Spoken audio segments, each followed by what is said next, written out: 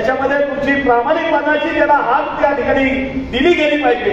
निश्चित त्या हाकेला हो देणारा हा माझा प्रामाणिक समाज आहे।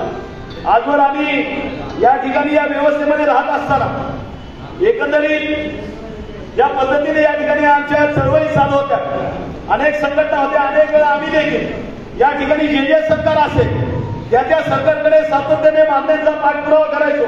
मात्र दुर्दैवाने प्रत्येक वेळी सरकार कुठलं का असताना, ते डाव्याचा असो किंवा उजव्याचा असो, आघाडीचा असो किंवा महाआघाडीचा असो, युतीचा असो किंवा महायुतीचा असो, हे कुठलंही सरकार मात्र या मातक समाजाला न्याय द्यायला या ठिकाणी पूर्णपणे या ठिकाणी अपेक्षित ठरलेला कुठलंही सरकार असू द्या। आम्ही अनेक आंदोलन झाली, अनेक वेळा मार खाल्ला, अनेकांच्या वरती केसेस दाखल झाल्या, मात्र या ठिकाणी आजवरची जर परिस्थिती पाहिली तर कुठल्याही सरकारने या मातक समाजाचे प्रश्न सोडवण्यासाठी या ठिकाणी भूमिका घेतली नाही। निश्चित निवडणुका होत होत्या, 14ची निवडणूक झाली, 19ची झाली, आता 24ची निवडणूक आहे। अनेकांचे समोर प्रश्न आहेत। या निवडणुका सुरू झाल्यापासून समाजासमोर जाहीरपणे मला या ठिकाणी किंवा कैलास भाऊंना मत व्यक्त करता आलं नाही की सध्याच्या परिस्थितीमध्ये या पुढच्या 5 वर्षांसाठी आपण ज्याला निवडून द्यायचं, आपण समाजाला जे आव्हान करायचंय, आपण ती भूमिका घेतलेली आहे, त्या भूमिकेच्या संदर्भामध्ये या ठिकाणी स्पष्टीकरण गरजेचं होतं।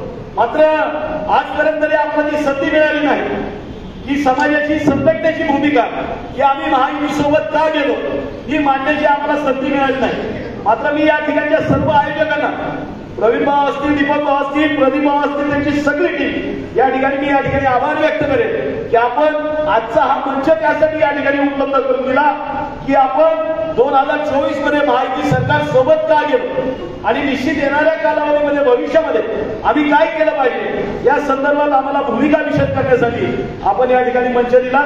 त्याबद्दल पुनश्च एकदा मी सर्व पदाधिकाऱ्यांचा या ठिकाणी आभार व्यक्त करतो।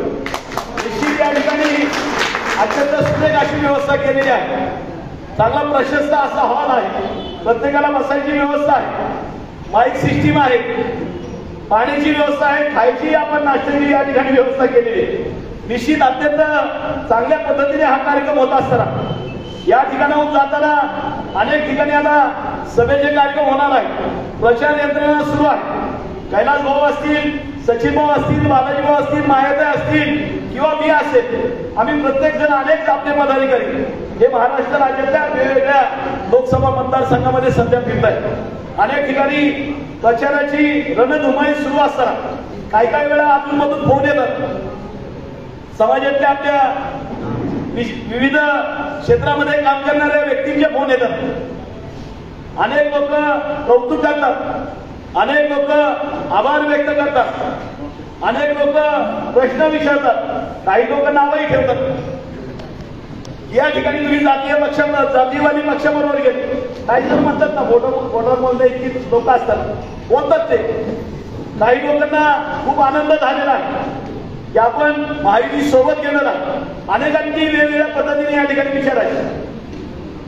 समाज आहे, एवढा मोठा समाज आहे, प्रत्येकाची विचार करण्याची पद्धती वेगवेगळी असते। आपण या ठिकाणी जेवढे जण आहोत, आपली सगळ्यांची काही विचार पद्धती एकसारखी नाही, अनेकांच्या वेगवेगळ्या पद्धतीने विचार या ठिकाणी प्रश्नांची या ठिकाणी भडीमार होत असताना निश्चित मात्र सगळ्यांनाच या ठिकाणी मी उत्तर अद्यापर्यंत दिलेलं आहे। मात्र निश्चित या ठिकाणी थोड्याफार प्रमाणावर मी संघटनेची भूमिका आपल्यासमोर मांडण्याची मला आपण पुन्हा एकदा संधी दिली। निश्चित या ठिकाणी ती मांडणी करत असताना मी अनेक वेळा छोट्या मोठ्या सभांमध्ये अगदी चर्चेमध्ये देखील सांगितलेलं आहे की मला या ठिकाणी कुठल्या पक्षाचं काही देणं घेणं नाही। मगाशी कैलास भाऊंनी या ठिकाणी विषद केलं की मला आमदारकी, खासदारकी, महामंडळ किंवा कुठलं मंत्रिपद घ्यायचं नाही, कारण ते माझ्या मांडाच्या पायाची धूळ नाही, हे प्रत्येक सभेमध्ये मी सांगत आलेलो आहे आणि अगदी शेवटच्या श्वासापर्यंत सांगणार आहे, कारण मला त्या भानगडीतच पडायचं नाही। आणि मग हे सगळं काय करत असताना या ठिकाणी आज आपण लवकी शक्ती सेनेची राजकीय भूमिका घेतली, त्याच्या मागची कारण या ठिकाणी आहे की या ठिकाणी ज्या वेळेस मी नोकरीचा राजीनामा दिला, या ठिकाणी सामाजिक कार्यासाठी स्वतःला वाहून घेतलं, लवकी शक्ती सेनेसारखं एक रोपटं या ठिकाणी लावलं। निश्चित आज त्याला वटवृक्ष होतोय, याचा मला गर्व आहे, अभिमान आहे। आपल्या सर्वांनाही या ठिकाणी त्या वटवृक्षाच्या जे काय झाड या ठिकाणी मोठं निर्माण तयार झालेलं त्याची फळं देखील समाजाला मिळाली पाहिजे. मी भले या ठिकाणी शपथ घेतली असेल की मला राजकारणात जायचं नाही, मला आमदारकी खासदारकी लढवायची नाही, मात्र निश्चित माझा समाज मात्र या ठिकाणी त्या झाडाची फळं त्याला चाकता आली पाहिजे या उद्देशाने केवळ एकच नाही मात्र अनेक भूमिकेतून आपण आज या माहिती सोबत गेलेलो आहोत. राज्य कार्यकारिणीची बैठक झाली, अनेकांची वेगवेगळ्या सर्व पदाधिकाऱ्यांचे राज्यातील सर्व जे राज्य कार्यकारिणीचे सदस्य आहेत या सर्वांची मिटिंग झाली, चर्चा झाली आणि मग त्या चर्चेमध्ये सर्वांनी त्या ठिकाणी बहुमताने या ठिकाणी एक ठराव केला की आता 2024च्या निवडणुकीमध्ये आपल्याला लोकसभेसाठी या ठिकाणी माहिती सोबत गेलं पाहिजे. हा निर्णय सर्व राज्य कार्यकारिणीने घेतल्यानंतर भारतीय जनता पार्टी असेल, शिवसेना, राष्ट्रवादी त्यांच्या समन्वयकांशी त्यांच्या पदाधिकाऱ्यांशी चर्चा झाली, डीसीएम असतील, सीएम असतील त्यांच्याशी चर्चा झाली आणि चर्चा केल्यानंतर 2 फेब्रुवारी 2024 बाळासाहेब या ठिकाणी आपल्या माहितीमध्ये समावेश झालेला आहे. तसं अधिकृत पत्र जे सर्व घटक पक्षाचे जे समन्वयक आहेत ते आमदार प्रसादजी लाड आहेत त्यांचं पत्र आणि बावनकुळे साहेबांचं पत्र या ठिकाणी आपल्याला प्राप्त झालं की आपण 2 फेब्रुवारी 2024 पासून या माहिती म्हणजे राष्ट्रवादी, भाजपा, शिवसेना, रासप, आरपीआय या सर्व घटक पक्षामध्ये आपण आहे. लवजी शक्ती सेना हे घटक पक्ष, मित्र पक्ष म्हणून या ठिकाणी सहभागी आहात असं पत्र मिळालं. मागच्या जानेवारीमध्ये आपण पाहिले असेल की अधिकृत पत्रकार परिषद झाली, कारण मी पदाधिकाऱ्यांना सांगितलं होतं की जोपर्यंत अधिकृत आपली पत्रकार परिषद होत नाही तोपर्यंत आपण प्रचारामध्ये सहभागी व्हायचं नाही. आणि मग ती अधिकृत पत्रकार परिषद झाली आणि त्याच्यानंतर या ठिकाणी हे सगळे दौरे सुरू असताना आता कैलास भाऊ या ठिकाणी जे आलेले ते जळगाव, धुळे, नंदुरबारचा दौरा करून या ठिकाणी आलेले. आता त्यांना इथून औरंगाबादला जायचं, परत उद्या त्यांना बीडला जायचं आणि मलाही या ठिकाणी नगरला उद्या कार्यक्रम. म्हणजे अशा पद्धतीने सर्व पदाधिकारी फिरत असताना निश्चित आज लवजी शक्ती सेना या माहिती सोबत गेलेल्या अनेक जे विचार त्या ठिकाणी मांडण्यात आले की आपण का या माहिती सोबत गेलं पाहिजे ते अनेक विचार या ठिकाणी मांडत असताना निश्चित सर्व पदाधिकारी या ठिकाणी सकारात्मक या ठिकाणी या विषयाला या ठिकाणी संमती दिल्यानंतर आपण माहितीमध्ये घटक पक्ष म्हणून सहभागी झालो. निश्चित आज सहभागी होत असताना मागण्यांच्या संदर्भात मगाशी भाऊंनी खुलासा केला की अनेक मागण्या या माहितीच्या सरकारने या ठिकाणी आपल्या मंजूर केलेल्या आहेत. निश्चित येणाऱ्या जे आपल्या काय मागण्या असणार आहेत, येणारे जे सरकार सत्तेवर या ठिकाणी येणार आहे थोडासा एक अंदाज देखील आम्हाला लागलेला आहे आणि निश्चित तेवढं आपण चाणक्य असलं पाहिजे, तेवढं जागरूक आपण असलं पाहिजे आणि येणाऱ्या भविष्याच्या आपल्याला जाऊन थोड्याफार प्रमाणामध्ये या ठिकाणी आम्हाला झाली की भविष्यामध्ये निश्चित या ठिकाणी कुणी जरी काय जरी केलं, किती जरी काही या ठिकाणी विरोधी पक्ष असतील, इतर पक्ष असतील, कुणी जरी किती काय या ठिकाणी वावटाळ्या ओढवल्या तरी देखील या ठिकाणी भविष्यामध्ये येणाऱ्या 2024 मध्ये पुढील 5 वर्षाची कमान इथल्या बीजेपी आणि नरेंद्र मोदी सरकारच्याच या ठिकाणी हातामध्ये जाणार, याच्यामध्ये दुमत असता कामा नये. निश्चित ही परिस्थिती असताना आम्ही एक भूमिका घेतलेली की आपल्याला या ठिकाणी उघड्यापाशी जायचं नाही, ज्याच्याकडे सत्ता नाही त्याच्याकडे जायचं नाही, कारण तो काहीच देऊ शकत नाही. त्याच्या हातामध्ये सत्ता नाही, त्याच्या हातामध्ये सत्ता आहे, त्याच्याकडे आपले प्रश्न असतात, तोच आपले प्रश्न समाजाचे प्रश्न सोडू शकतो. त्यामुळे या ठिकाणी आपण माहिती सोबत गेले. मी अनेक सभेमध्ये किंवा बैठकामध्ये सांगितलं की मला कुठल्या पक्षाचं देणं घेणं नाही, माझं कुणीही काही लागत नाही. भले उद्या एखादा कुठलाही पक्ष असू द्या, मग तो कुठलाही अगदी कुठल्या विचारला पक्ष असू द्या, डाव्या विचारला असू किंवा उजव्या विचारला असू, मला कुठल्याही पक्षाची देणं घेणं नाही. ज्या ठिकाणी माझ्या मागाचं चांगलं असेल त्या ठिकाणी लवजी शक्ती सेना असेल. या भूमिकेतून या ठिकाणी आम्ही आज महायुती सोबत आहोत, मात्र उद्या राहील की नाही त्याची गॅरंटी नाही, कारण जिथं मला माझ्या समाजाचं भलं दिसणार नाही त्या ठिकाणी मी का राहू. कारण मला राजकारण करायचं नाही, मला जे काय करायचंय, जे काय संदेश चालले त्याच्यामध्ये फक्त आणि फक्त मागाचं समाजाचं हित ज्या ठिकाणी असेल त्या ठिकाणी भविष्यामध्ये लवजी शक्ती सेनेची वाटचाल असेल. निश्चित अनेक विचारातून या ठिकाणी आपण माहिती सोबत गेलेला आहे. तुम्हाला मला गर्व वाटलं पाहिजे, मलाही वाटतं.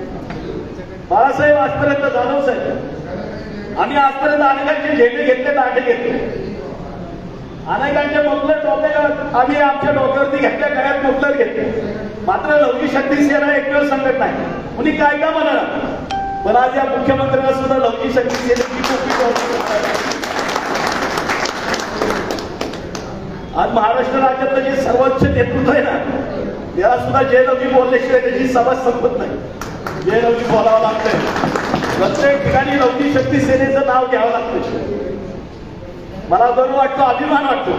मी आज तुम्हाला सांगतो, महाराष्ट्र राज्यामध्ये मला एकाही पदाधिकारी सांगावं की आज आपण भारतीय जनता पार्टी, बीजेपी, शिवसेना, राष्ट्रवादी,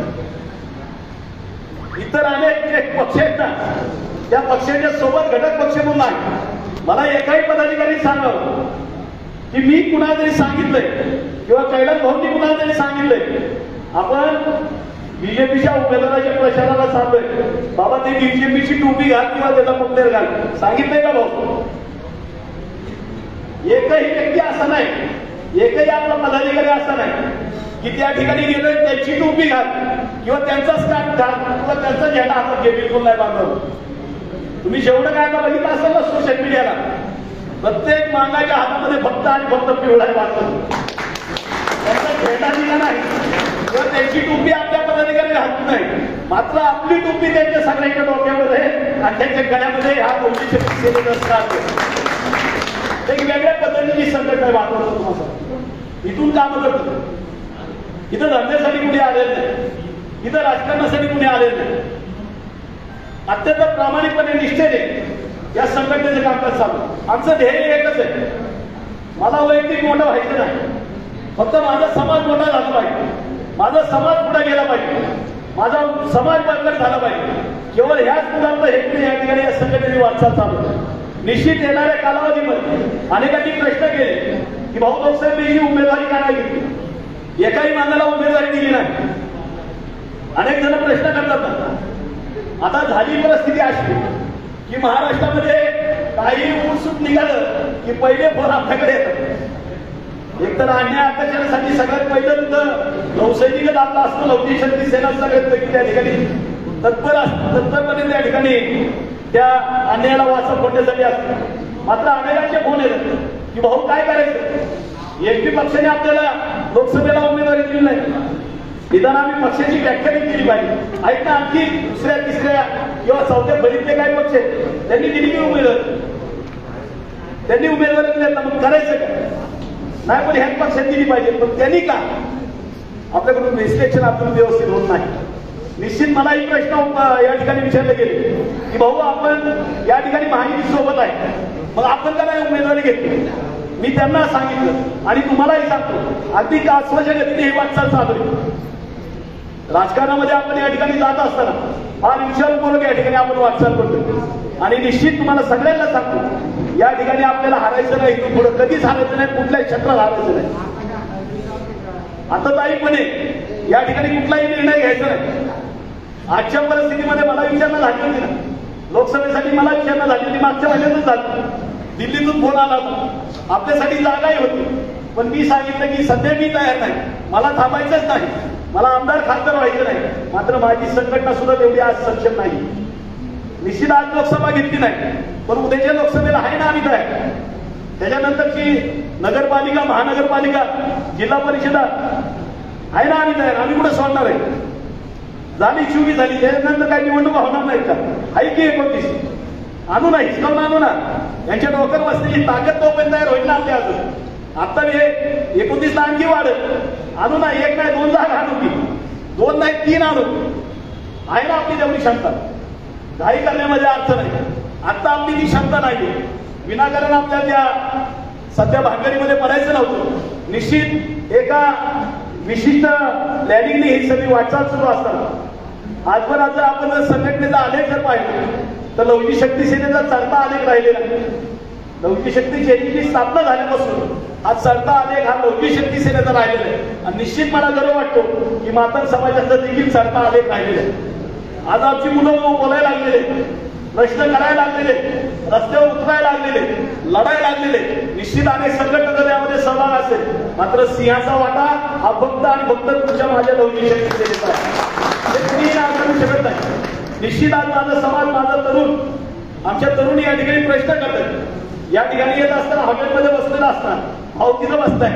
अनेकांनी या ठिकाणी प्रश्न केले की भाऊ इथं नाशिक महानगरपालिका, त्यांनी अनेक प्रश्न उपस्थित केले. एकही नगरसेवक मागायचा नाही. त्यांना मी सांगितलं की मी आले जेव्हा या नाशिकमध्ये सगळ्यात पहिलं पाऊल ठेवलं तेव्हापासून माझा हाच प्रश्न आहे आणि मला हीच कळत आहे की इथं एकही नगरसेवक मागायचा नाही. एवढा प्रामाणिक माझा समाज या ठिकाणी राहतो. या ठिकाणी प्रामाणिकपणे आम्ही या शहराची सेवा करतो. या ठिकाणी यांना मतदान करतो. या ठिकाणच्या सगळ्या व्यवस्थेमध्ये यांचं आरोग्य व्यवस्थित राखण्यामध्ये आमचा सहभाग या ठिकाणी आहे. हे सगळं यांच्यासाठी करत असताना मग आमच्यासाठी एखादी जागा का नको ही खंत मलाही आहे का? मलाही वाटतं ना या ठिकाणी मागाचा नगरसेवक तिथं आला पाहिजे. एक नाही 22 जागा आहे. निदान 7 तरी मागे या ठिकाणी बसली पाहिजे लोकसंख्येच्या प्रमाणामध्ये. आम्हाला लोकसंख्येच्या प्रमाणात तिथं न्याय मिळाला पाहिजे. आम्ही लोकसंख्येच्या प्रमाणात या ठिकाणी आरक्षण मागतोय. हे देखील तर मिळालं पाहिजे ही आमची अपेक्षा आहे. माझी खंत आहे आणि जेव्हापासून मी नाशिकला येते तेव्हापासून मला मी हेच वाटते ना. मात्र ते सगळं काय करत असतात या ठिकाणची मी अनेक वेळा अनेक पदाधिकाऱ्यांना मी विनंती केले. मग ते मी हे बघत नाही की ते मराठवाड्यातले विदर्भातले आहेत का खानदेशमधले आहेत का पश्चिम महाराष्ट्रातले. मी अनेक वेळा ते सांगितलेले की आम्ही जरी स्वतःला वेगवेगळ्या भागात समजत असतं मात्र हिंदी व्यवस्था तुम्हाला फक्त मान समजते आणि ह्या गोष्टी लक्षात घेतल्या पाहिजे. आमची इथं एकच ओळख आहे, मान म्हणून ओळख आहे. आमची कुणाची ओळख विदर्भ मराठवाडा खानदेश किंवा पश्चिम महाराष्ट्र म्हणून ओळख नाही. बरं का तर तुम्हाला बघणारा ओळखणारा माणूस तो फक्त तुम्हाला मान म्हणून ओळखतो. तुम्हाला इकडचा तिकडचा मान म्हणून ओळखत नाही. आम्हाला हे कधी कळणार आहे. आज अनेक तरुणांची बाळासाहेब अनेक तरुणांची अनेक तरुणांची फार मोठी खंत आहे. या ठिकाणी आपला नगरसेवक नाही. एवढी मोठी ताकद आहे युवा शक्ती तर एवढी प्रचंड आहे प्रचंड ताकद आहे या नाशिक शहरात. मात्र दुर्दैवाने या ठिकाणी आमचा नगरसेवक नाही. मी तर जेव्हापासून नाशिकमध्ये पाऊल ठेवते तेव्हापासून मी आपल्या राजीव वैरागर असतील त्यांना सुद्धा मी 2014 विनंती केली होती. 2014ला मुंडे साहेबांचं माझं खूप चांगलं होतं तेव्हा मी त्यांना विनंती केली होती. देवळालीवरती तेव्हापासून माझा डोळा आहे. देवळाली कॅम्प आहे ना या ठिकाणी विधानसभा बांधायला मिळाली पाहिजे ही तेव्हापासून माझ्या डोक्यामध्ये मी अनेक वेळा बोललोय सुद्धा चर्चा सुद्धा झाली बाळू नाही की तेव्हापासून माझं स्वप्न आहे की नुसती महानगरपालिका नाही तर या ठिकाणची आमदारकी सुद्धा या ठिकाणी मागाच्या घरामध्ये आली पाहिजे या पद्धतीची माझी देखील भावना आहे. मात्र त्यासाठी आम्हाला थोडंसं वेगळ्या पद्धतीचं काम उभं करावं लागेल. थोडंसं काळ बदललाय, जमाना बदललाय. मी अनेक वेळा सांगतो थोडं आम्ही बदललं पाहिजे. आम्ही कालच्या सारखंच पूर्वीच्याच पद्धतीने 16व्या 17व्या 18व्या शतकाप्रमाणे या ठिकाणी वागत बसतो, राहत बसतो, या ठिकाणी जगत बसतो. बांधवांना ह्याला या बाजारामध्ये व्हॅल्यू नाही. आज 5Gचा जमाना आहे. लोक आज चंद्रावर चालतील. आम्ही थोडं बदललं पाहिजे. या ठिकाणची व्यवस्था कशी आहे, या देशातली या राज्यातली व्यवस्था काय याच्याकडे आम्ही जरा डोळसपणे पाहिलं पाहिजे. आज आम्ही या ठिकाणी काम करत असताना निश्चित अनेक या ठिकाणी उणिवा ज्या व्यक्त केल्या या उणिवाच नाहीत. पण या ठिकाणी केवळ या ठिकाणी आम्ही ह्या गोष्टी लक्षात ठेवल्या पाहिजे की व्यवस्था या ठिकाणी आम्हाला काय म्हणून बघते. व्यवस्थेच्या नजरेमध्ये आम्ही कोण आहोत हे आम्ही व्यवस्थित या ठिकाणी त्याचा अभ्यास केला पाहिजे आणि त्या पद्धतीने आमची पुढील काळामध्ये वाटचाल झाली पाहिजे. निश्चित या ठिकाणी ज्या अपेक्षा मगाशी तरुणांनी युवकांनी व्यक्त केले की काय मुलांनी या ठिकाणी सर्वे केलं बरोबर सर्वे झाले की या ठिकाणी आमची कोणत्या प्रभागामध्ये कोणत्या वार्डामध्ये किती आमची मतदान संख्या आहे, लोकसंख्या किती ह्याचा अंदाज त्यांनी काढलेला आहे.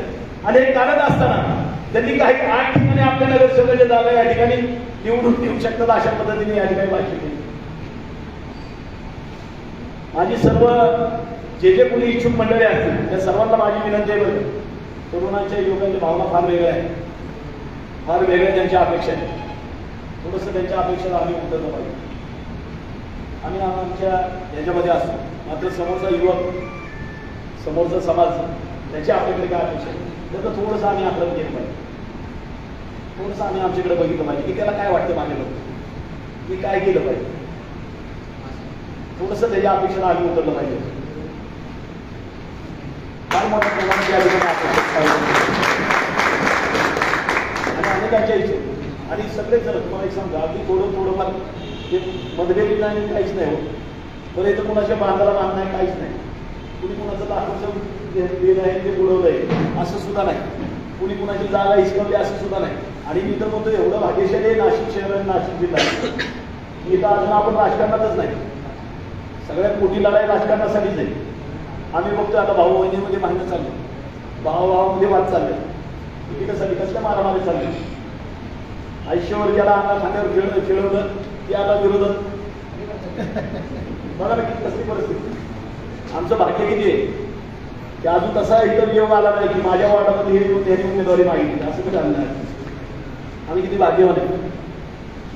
जग फार विचित्र आहे बांधवलं माझा. आम्ही बघतो डोळ्यात, तुम्ही बघत असाल, सगळं बघतो. आम्ही त्याचा आपलं व्यवस्थित करत नाही. हे सगळं जे काही चाललंय ना ते फार विचित्र आहे. तुम्हाला सांग, आज विरोधी पक्ष वेगळ्या पद्धतीने चाललाय, सत्ताधारी वेगळ्या पद्धतीने चाललाय. मात्र तुम्ही लक्षात ठेवा, तुमच्या आमच्याकडे कुणाचं लक्ष नाही बरं का. ते सत्ताधारी असो किंवा विरोधक असो, हे त्यांच्या धंद्यासाठी सगळं चाललं.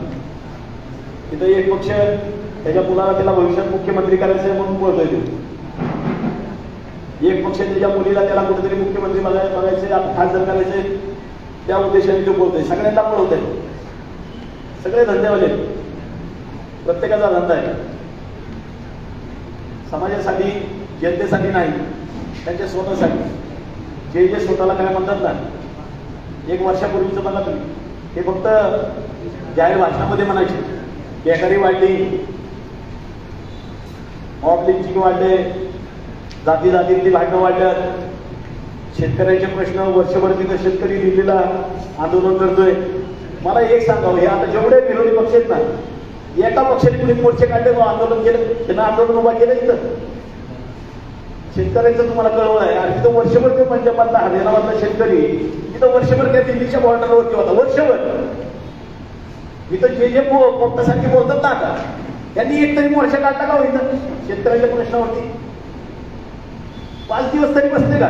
ते वर्षभर बसले. अरे तुम्ही 5 दिवस तरी बसले होते का रस्त्यावर इथं? आता तुम्हाला शेतकऱ्याचा कळवळा आलाय की त्या पक्षाची नावं घेणार नाही, नेत्याची नाव घेणार नाही. बोलतात ना शेतकऱ्याच्या प्रश्नावर. तुम्ही काय केलं? महाराष्ट्रात शेतकरी संघटना आहेत नाही, त्यांनी काय केलं? एका दुसरा मोर्चा संपला ना. अरे पण 3 वर्षातच बसले ना. बेरोजगारीचा प्रश्न आहे. किती जण आंदोलन तुम्ही उभारले? 13चा काळ आठवत तुम्ही 2013 रान उठवलं, आता देश डोक्यावर घेतला. या विरोधकांनी त्यावेळेचे जे विरोधी पक्ष असते ते बीजेपी सहित इतर पक्ष असते, आता देश डोक्यावर घेतला. अन्नाचं आंदोलन लागलं, सातत्याने होता ना. जनतेचे प्रश्न तेव्हा पण होते, आता पण त्याच्यापूर्वी पण होते, भविष्यात देखील राहणार. जनतेचे प्रश्न सुटू शकत नाही, 100% जनतेचे प्रश्न सुटू शकत नाही. मात्र त्या वेळेस त्या पक्षाने काय केलं? आज जो विरोधी पक्ष या ठिकाणी या सरकारला नाव ठेवतोय, त्यांनी काय केलं त्या प्रश्नासाठी? याचा त्यांनी हिशोब दिला पाहिजे ना. मात्र दुर्दैवाने या ठिकाणी केवळ त्यांच्या वैयक्तिक फायद्यासाठी, लाभासाठी, धंद्यासाठी या ठिकाणी हे पक्ष या ठिकाणी रस्त्यावर बोलत नाही. मी कालच्या त्या परिस्थितीमध्ये जाणार नाही. 19ला काय झालं, कुणी दागा दिला, कुणी गद्दारी केली, कुणी खुदारी दाखवली, त्या भांगेत मला करायचं नाही. मात्र ह्याचं देखील आम्ही या ठिकाणी डोळसपणे हे सगळं चित्रण केलं पाहिजे, व्यवस्थित पाहिलं पाहिजे काय चाललंय. मग हे खरं आमच्यासाठी आहे, याचा हेतून आम्ही विचार केला पाहिजे. 2019ला दोन्ही पक्षाला या ठिकाणी आम्ही बहुमत दिलं, या ठिकाणी कौल दिला त्यांना की भाजप सेनेने एकत्र येऊन या ठिकाणी सत्ता या ठिकाणी त्यांनी सरकार स्थापन केलं पाहिजे. केलं काय त्यांनी? शिवसेनेने या ठिकाणी वेगळा गरोबा केला. कारण त्यावेळेस त्या आदित्य ठाकरेची टॅगलाईन होती सगळीकडे, हीच ती वेळ आहे. त्या टॅगलाईनवर कुणीच बघितलं नाही. अख्ख्या राज्यभरामध्ये जास्तीत जास्त मुंबईला त्यांनी टॅगलाईन दिली होती, हीच ती वेळ आहे. त्यांना वाटलं होतं, त्यांनी पहिलाच प्लॅन केला होता, हीच वेळ आहे ठाकरे घरामध्ये मुख्यमंत्री पद आणायची, हीच वेळ आहे. काय झालं त्यांच्यात तुम्ही सगळ्यांनी आम्ही बघितलं असेल. मात्र बाबा मुख्यमंत्री झाला, 40-50 वर्षाच्या शिवसैनिकांनी रक्तसाठ केसेस घेतल्या, त्याला मंत्रीपद दिलं नाही, पण ते शाबड्या पोराला आणलं, त्याला कॅबिनेट मंत्री केलं. दुसरा पक्ष जे काय पुढे आम्ही बघतोय सगळं, त्या फार दिसायला वेगळ्या गोष्टी असतात बांधवांनो, आतल्या गोष्टी फार वेगळ्या असतात. कुणीच या ठिकाणी प्रामाणिक नाही, जनतेसाठी कुणी नाही, तुमच्या आमच्यासाठी तर कोणीच नाही तुम्हाला. मग ते महायुती असो किंवा महाविकास आघाडी असो, आपल्यासाठी कुणी नाही. इथं ताकदीला महत्व आहे. आज अनेक समाजाची जातीची आंदोलन चालतं, इथं ताकदीला महत्व आहे. मीडिया त्यांच्याकडे त्या ठिकाणी लोटांगण घालतो. मंत्री संत्री मुख्यमंत्री जाऊन मायापाशी बसतात, काय पाहिजे तुला बोल बाबा, देतो की. बघितलं का नाही? बघताय ना? त्याच्यापेक्षा डेंजर आंदोलन तुमच्या भाऊचं झालं. एका दिवसाला 50-50, 60-60 किलोमीटर चालायचं. एक दिवसाला बाळासाहेब 27 दिवस चाललो. तुम्ही काही सेकंद ती क्लिप बघितली असेल, काही सेकंदच दिसते, काही सेकंद दिसते. मी 14 तास ते वेदना सोसायची. 14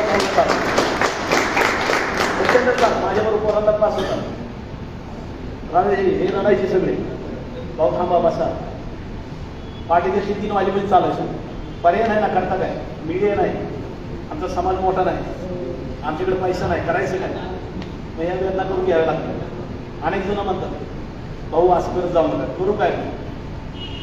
राडे करायची ताकद आहे ना आपल्याला. भाऊनी राडे केले, त्यांना माहिती आहे ताकद आहे ना, त्याच्याकडे ताकद. मानाची अवलाद सांगायचं नाही. एका तासामध्ये अख्ख्या महाराष्ट्रामध्ये भयानक वाटोळ करून दिली. वेळ नाही लागायचा. भयानक ताकद आहे. नुसतं सुट नुसतं दम आहे, आदेश करूच दम आहे, तेवढी ताकद आहे. मान फार हटकी चीज आहे, फार हटकी चीज आहे. काही करू शकतो मागतो माणसाला. पण उद्या माझी पोरं आत गेल्यावर करायचं काय? जामीनदार नाहीत आमच्याकडे, 7-12चे दाखले नाहीत, जमिनी नाहीत आमच्याकडे. सरकारी नोकऱ्या ज्या काही थोड्याफार मिळालेल्या आमच्या लोकांना, त्याच्यामध्ये आधीच एवढी धाडस नाही, एवढी दानत नाही, एवढ्या भावना त्याच्या जागृत झाल्या नाही. तेव्हा मी त्या मागाच्या दाखल्यावरती इथं नोकरी लागलोय. ती मागाचं पोरगं मागाच्या प्रश्नावर आत गेले, त्याच्यासाठी मला जामीन व्हावं लागेल. अजून ती भावना जागृत झाली. करू काय? पोरांना आज सरवायचं का? मग हे त्रास करून घ्यावा लागतो, पर्याय नाही ना. मग 30-30 दिवस या ठिकाणी पदयात्रा असतील, लोटांगण असतील. मागच्याच वर्षी आपल्या इकडून बाईक रॅली निघेल बाहेर. त्या पदयात्रेपेक्षा ती बाईक रॅली तर लय डेंजर बाळायची. एक दिवसाला 400, 450, 500 किलोमीटर बाईक चालवायची. तुम्ही बघितलं डोळे 70, 80, 90, 100च्या स्पीडने गाडी बनवत आली. कारण पुढे लोक थांबलेले असायचे. पहाटेच्या 4-4, 5-5 वाजता सभा, पहाटेच्या 5-5 वाजता लोक रस्ते थांबलेले, 4 वाजता डोळ्याला. हे कुठल्या पक्षाच्या ह्याच्यात नाही बरं का. फार वेगळं पण आहे भाऊ, फार वेगळ्या पद्धतीने एवढं का धडपड करायची, एवढं का धावपळ करायची? आणि माझ्या वेळेवरती विश्वास नाही. मी प्रत्येक वेळी सांगतो, मी आता एवढे आहे का नाही त्याची गॅरंटी नाही. कुठल्याच माणसाची वेळ नाही, वेळ आपल्या हातामध्ये नसते. कोण कधी आऊट होईल सांगता येत नाही. आणि आऊट झालं की परत एंट्री नाही येते, पिटलचं तिकीट नाही आपल्याला. ते अनेक वेळा प्रत्येक भाषण सांगतो, वेळ आपल्या हातामध्ये नाही. जी काही वेळ मिळाली असेल ती सत्तेने लागली पाहिजे. मी तळतळून सांगतो, प्रत्येकाला सांगतो, जेवढं काय आपल्याकडे तास मिळाले, मिनिटं मिळाले, सेकंद मिळाले, तेवढेच आपले. उद्याचं सांगता येत थोड्या वेळ. आता इथून निघालो, आम्ही गाडी घेऊन गेलो, सांगता येत नाही ना. आम्ही जर किती व्यवस्थित गाडी चालवली, समोरच्याचं काय सांगता येत? घेऊन गेलेला असेल, त्याला झोप लागली, त्याने येऊन झोपलं, झालं, संपला विषय, खेळ खायचं. परत यायचं नाही, परत रिटर्न नाही. आणि काम एवढं भयानक शिल्लक राहिलं की 7 जन्म लागतील मागाला त्या लेवलला, त्या उंचीला नेऊन ठेवायला. आणि दुर्दैवाने एकच जन्म तुमच्या आमच्याकडे. म्हणून मी अनेक वेळा प्रत्येक ठिकाणी सांगत असतो, तुम्ही आम्ही प्रत्येक जण आमच्या लेकरावाळासाठी जगतो, पण लेकरावाळासाठी जगत असताना आम्ही नेमकं काय केलं पाहिजे? तर ते मागाचं घर मजबूत केलं पाहिजे. प्रत्येकाची जबाबदारी. तिथं त्या घराला किंमत आहे. तसं मागच्या काही महिन्यापूर्वी आम्ही राज्यामध्ये चाललेलं आंदोलन बघितलं. ते घर मोठं आहे, ते घर मजबूत आहे, त्या घराला व्हॅल्यू. त्याच्यापेक्षा डेंजर आंदोलन माझे 14 दिवस मी उपोषण केले आणि ओरिजिनल प्युअर उपोषण केले. पदयात्रा काढली, चालत निघाला. 9व्या दिवशी DCLचा फोन आला, भाऊ चालू नका. अरे म्हणलं करू काय? 13व्या दिवशी CMचा फोन आला, भाऊ चालू नका. तुमची सगळी व्यवस्था आम्ही तिथं बसतो, सगळं मंडप पिंडप सगळं, तुम्हाला जेवढे दिवस बसायचे तेवढ्या दिवस बसा, पण चालू नका. सोशल मीडियावरती व्हायरल होत होतं ना, त्या यांना पोचत होते, पण मी पोचत होते ना, चालू नका म्हणजे. तुमचं करू काय? मला हाऊस नाही ना म्हणजे, मी हाऊसही चालत नाही. या ना रस्त्यात या, पत्र द्या, जातो मी घरी. मी माझ्या समाजाला का करते? माझ्याबरोबर काही जण फिरतात ना, चालतात ना, काही जण तयारी करतात नागपूरला येण्याची, त्यांना मी का त्रास देतो? मलाही त्रास येण्याची हाऊस नाही ना. तुम्ही पत्र द्या म्हणून मी थांबतो. मात्र त्याच्यानंतर 11व्या दिवशी त्यांनी JR काढला, पत्र काढलं, एक परिपत्रक काढलं, त्यांनी ते मला पाठवलं. तेव्हा या पद्धतीने आपण समिती केली, त्याच्यावरती माझी चर्चा झाली आणि 13 डिसेंबरला नागपूरचा मोर्चा झाला. अनेकांनी तुम्ही पाहिलं, ते डोळ्याने पाहिलं, पिवळा सागर पिवळं वादळ त्या नागपूरमध्ये घोंगवत होतं. हा छोटी शक्ती, पण चांगल्या त्या ठिकाणी यथोक्ती शक्तीशाली नाचवलं मला. चांगलं आमदार म्हणू नका, मंत्री म्हणू नका, सारखे पुण्याचे. मी खंतही व्यक्त करणार नाही. मात्र मागाच्या एकाही आमदाराचा मला शेवटपर्यंत फोन नव्हता. पण अगदी कुठल्याही जातीचा असो, कॅबिनेट मंत्री, राज्यमंत्री, आमदारांचे सारखे फोन. भाऊ काळजी घ्या बरं. ते संतोष बांगर तर आपले हिंगोलीचे कळमचा विजय, लवची शक्ती सेनेचा विजय असो, फार मोठा ताकदवर समाज, व्यक्ती सुद्धा ताकदवर आहे. पण आज या मागाचा जे जे त्याला करावं लागतं. आणि सहजासहजी या गोष्टी होत नसतात. सहजासहजी या गोष्टी होत नसतात. फार विचारपूर्वक हे सगळं आंदोलन चालवलं लागतं. फार विचार, कारण याला पुढे जास्त लागतं का माझ्या मागाचा स्वाभिमान आहे. हटका असू द्या, पण नेटका आहे माझं समज. त्याचा स्वाभिमान तीळ मात्र त्याच्या स्वाभिमानाला ह्या ठिकाणी दाग लागू दिले नाही. आजपर्यंत नाही लागू दिलं, भविष्यात देखील लागू देणार. भाऊला आत्ताच या ठिकाणी फोटो वगैरे आलेले. 29 तारखेला पंतप्रधान पुण्यामध्ये आहे. तिथला जो उमेदवार आहे त्यांनी सांगितले, बोलले मी नाही जायला येतात, पण भाऊ तिथं स्टेजवर पाहिजे. त्यांनी त्या ठिकाणी आग्रह केली. पंतप्रधानाला आपल्या दैवताची मूर्ती त्या ठिकाणी भेट द्यायची. पहिला या देशाचा पंतप्रधान असेल ज्याच्यापर्यंत लवचिकपणाची निश्चित अगदीच कासवच्या पावलाने का असं आम्ही एक स्वप्न पाहिलं. ठीक आहे ना, आता नाही, पण कधी ना कधी निदान 50 वर्षांनी का व्हायना या राज्याचा मुख्यमंत्री मानला झाला पाहिजे. आणि या देशाचा पंतप्रधान नरेंद्र मोदी झाला ना, एवढंच समाज आमचं आहे का तेवढा, आमचं तर त्यापेक्षा झालं. आज 16 राज्याचा हिशेब जर केला तर जवळजवळ 4.5-5 कोटीच्या वर मात्र समाज. 100 वर्षांनी का व्हायना, पण या देशाचा पंतप्रधान हा मागाचाच झाला पाहिजे. त्या दिशेने आमचं वाटचाल चालतं. भले आम्ही त्यावेळेस असं नसू, आम्ही नसणारच, पुढे सुद्धा भविष्यामध्ये आम्ही नसणार आहे. मात्र आंदोलन तुम्हाला अगदी प्रामाणिकपणे सांगतो, अगदी विचारपूर्वक हे सगळं संघटन चाललेलं आहे. वेळ वाया घालवून बसू नका. ही तुमची प्रॉपर्टी, लवची शक्ती सेना ही समाजाची प्रॉपर्टी. मग अशी भाऊनी सांगितल्याप्रमाणे तुम्हाला जे पाहिजे ते घ्या, तुम्हाला लागायचे जे पाहिजे ते घ्या. उद्या जर म्हणलं ना इथल्या इथं मी आत्ता जाहीर करतो, तुमच्यात तर कुणीही आवड म्हणावं की मला प्रदेशाध्यक्ष व्हायचे, भाऊ लगेच बाजूला बसतील जाऊ. माझ्याकडे राष्ट्रीय अध्यक्षपद होतं.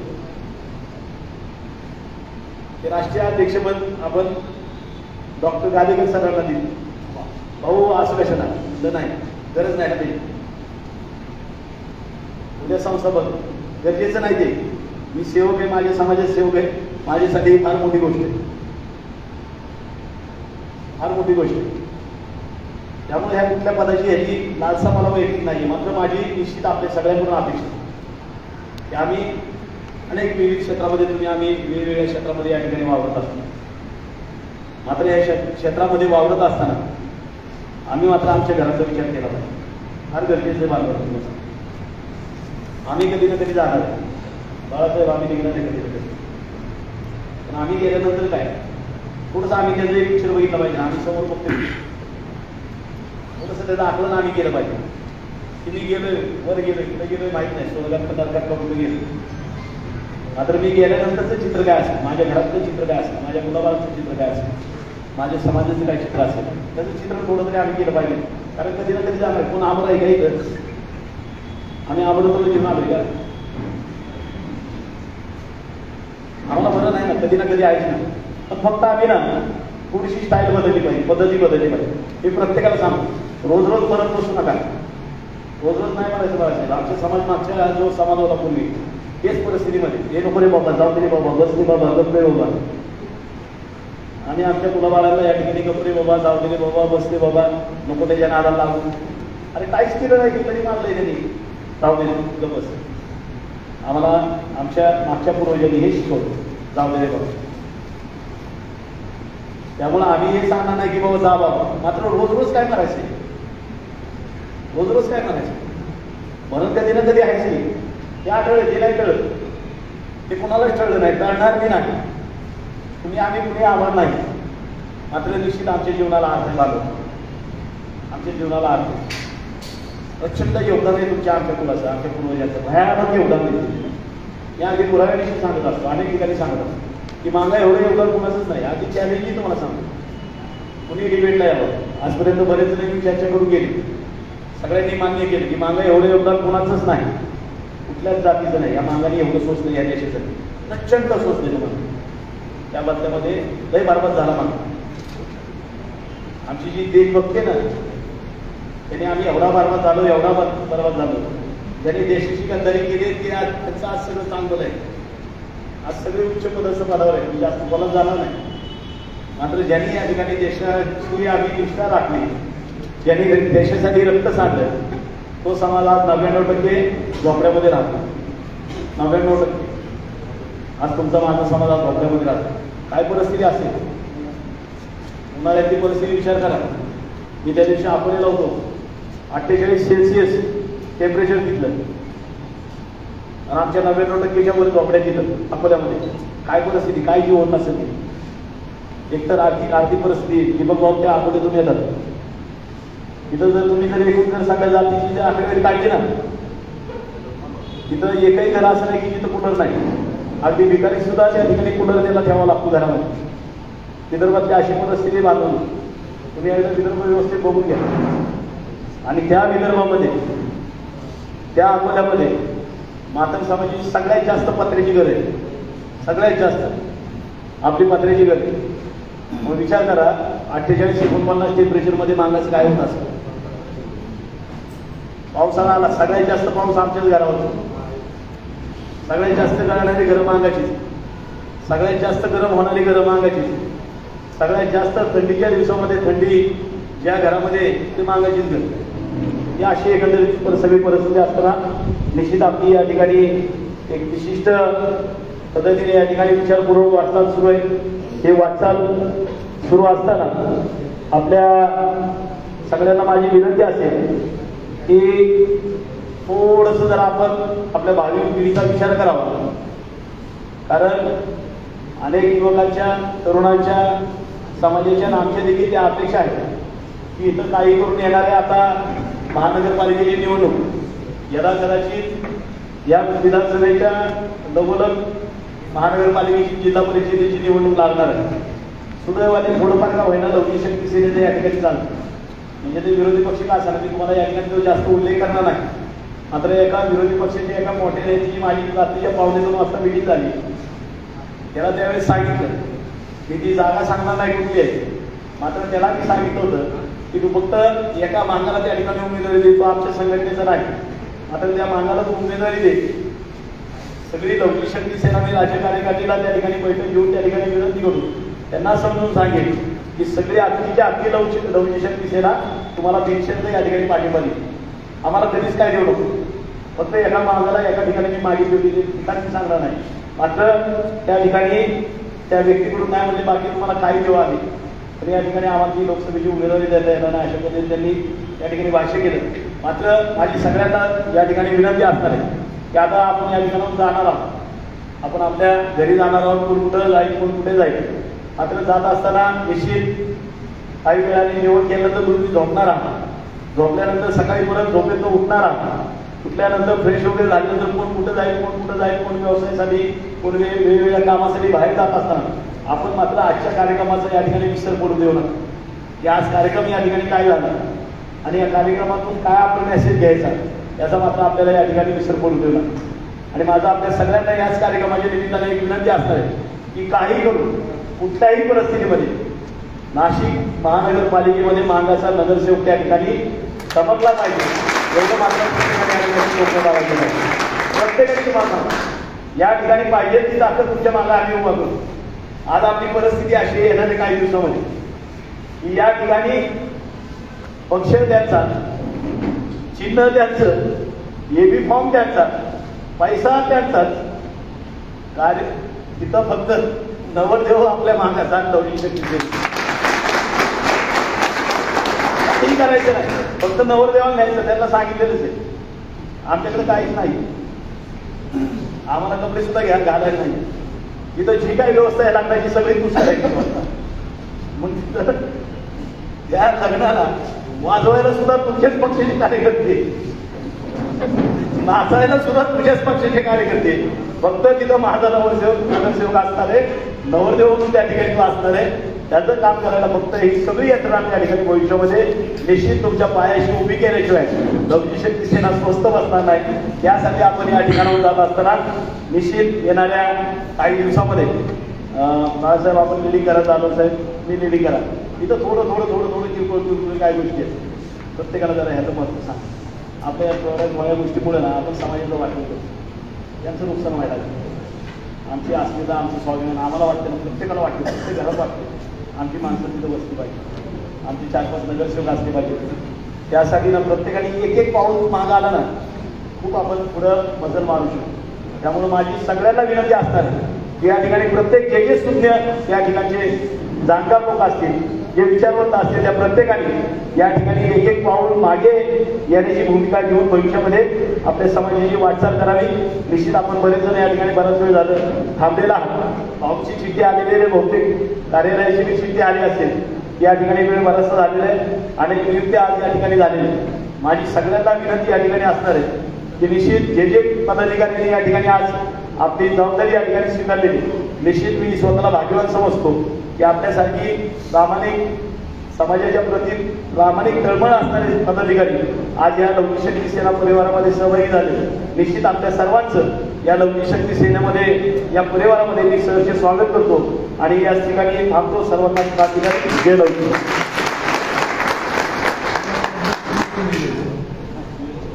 धन्यवाद भाऊ. भाऊनी सांगितलं का मरण कधी येईल सांगता येणार नाही.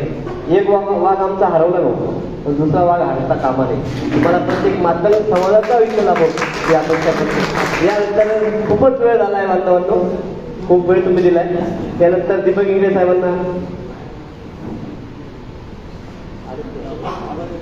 बरं एक छोट्या स्वरूपात एक पदनियुक्तीचा कार्यक्रम थोडा बाकी आहे 5 मिनिटाचा. तरी यानंतर पवन भाऊ भातराव यांना विनंती करतो तर त्यांनी मंचावर यायचंय आणि आपल्या पदाचा भाग स्वीकारायचा. कैलास भाऊ कंधारेंना विनंती करतो की त्यांनी पदनियुक्ती करायची आहे.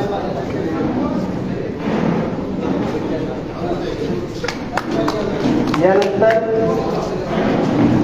संतोष भाऊ कांबळे 2 मिनिटं कोणी जाऊ नका. 5 एवढा वेळ काढलाय, 5 मिनिटं फक्त काढा बांधवांनो, 5 मिनिटं. श्री संतोष भाऊ कांबळे यांना योग कार्याध्यक्ष नाशिक शहर या ठिकाणी त्यांची नियुक्ती झाली. संतोष भाऊ कांबळे यानंतर नितीन भाऊ आले. सगळ्यांना विनंती आहे या ठिकाणी एक फोटो सेशन झालं पाहिजे, कारण ही आठवण महत्वाची असते. आता हल्ली तर काही फोटोला पैसेही लागत नाही, मात्र निश्चित कधी ना कधी काही दिवसांनी का व्हायला तुम्ही त्यावेळेस ते फोटो पाहा, तेव्हा भाऊ आमच्या सोबत होते, मात्र आज आमच्यामध्ये नाही. मात्र तेव्हा त्या फोटोमध्ये आम्ही सोबत आहोत. अशा पद्धतीची ही आठवण आपण ठेवावी सर्वांनी. फोटो घेऊया आपला सर्व आणि त्याच्यानंतर आपण इथून लिहूया. धन्यवाद भाऊ. यानंतर आव्हान व्यक्त करण्यासाठी विनंती करतो तर त्यांनी आव्हान व्यक्त करायचे. आलेल्या सर्व भक्तांचे लोकशक्ती स्वागत करतो. तुम्ही वेळ काढून आहात त्याबद्दल तुमचं सगळ्यांचे आभार व्यक्त करतो आणि कार्यक्रम तुमचा अध्यक्ष वगैरे तयार करतो.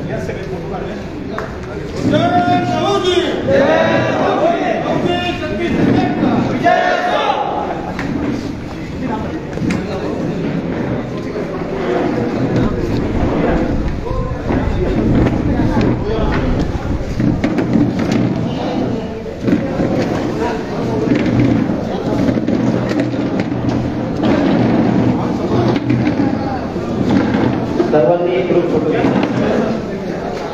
बाकी लेवलची आपण काही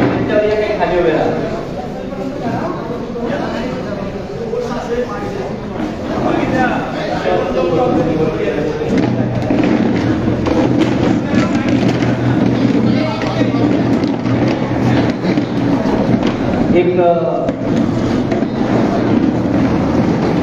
गेल्या 3-4 दिवसापासून